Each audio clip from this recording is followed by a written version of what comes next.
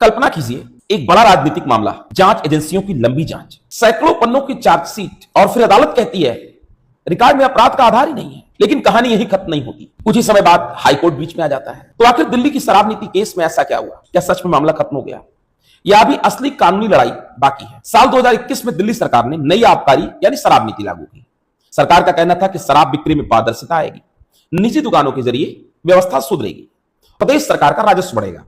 लेकिन कुछ ही महीनों में यह नीति राजनीतिक विवादों के केंद्र में आ गई। दिल्ली के उपराज्यपाल ने आरोप लगाया 2022 में कि नीति बनाते समय गंभीर अनियमितताएं हुई। मामला जांच के लिए सीबीआई को भेजा गया। बाद में मनी लॉन्ड्रिंग के आरोपों की जांच ईडी ने भी शुरू कर दी। जांच एजेंसियों का आरोप था कि कुछ कारोबारी समूहों को फायदा पहुंचाने के लिए कथित रूप से रिश्वत लिया गया। अब मैं नहीं जानता रिश्वत ली गई या नहीं, लेकिन यहीं से मामला राजनीति और कानून दोनों का बड़ा संघर्ष बन गया। जांच आगे बढ़ी, कई लोगों से पूछताछ हुई।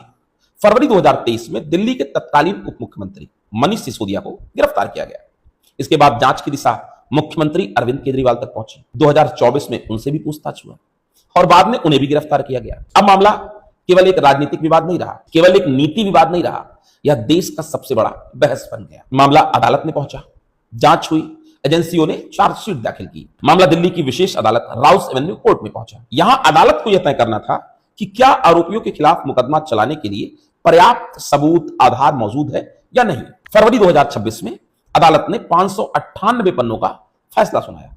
विशेष जज जितेंद्र सिंह ने फैसला सुनाया और अदालत ने जो कहा उसने पूरे मामले की दिशा बदल दी। अदालत के अनुसार रिकॉर्ड में प्राइमा फेसिया अपराध का कोई सबूत नहीं है। जांच एजेंसियों ने साजिश की कहानी रची है। चार्जशीट में कई विरोधाभास हैं और पूरा मामला मुख्य रूप से एक सरकारी गवाह के बयान पर आधारित है। अदालत ने एक कड़ी टिप्पणी भी की, कोर्ट केवल अभियोजन का पोस्ट ऑफिस नहीं है। यानी अदालत का काम सिर्फ जांच एजेंसी की कहानी को आगे बढ़ाना नहीं है। इसी आधार पर अदालत ने अरविंद केजरीवाल सहित सबको बरी कर दिया। इसके बाद राजनीतिक माहौल बदल गया, लेकिन केजरीवाल ने इसको बड़ी राहत बताया।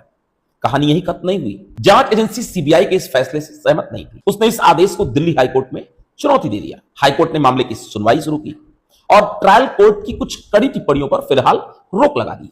इसका मतलब यह था कि मामला अभी पूरी तरह समाप्त नहीं हुआ है। अब आगे क्या हो सकता है? अब हाईकोर्ट के सामने तीन संभावनाएं हैं। पहला, अगर ट्रायल कोर्ट का फैसला सही माना जाता है तो आरोपियों को डिस्चार्ज कायम रहेगा, यानी सब बरी रहेंगे।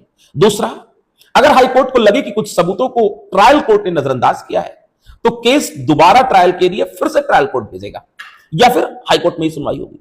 तीसरा, अदालत ट्रायल कोर्ट की कुछ टिप्पणियों को हटाकर आदेश में बदलाव करके फाइनल फैसला दे सकती है। इस समय सच्चाई यह है कि ट्रायल कोर्ट ने आरोपियों को फिलहाल राहत दी है, लेकिन मामला अभी पूरी तरह खत्म नहीं हुआ। अब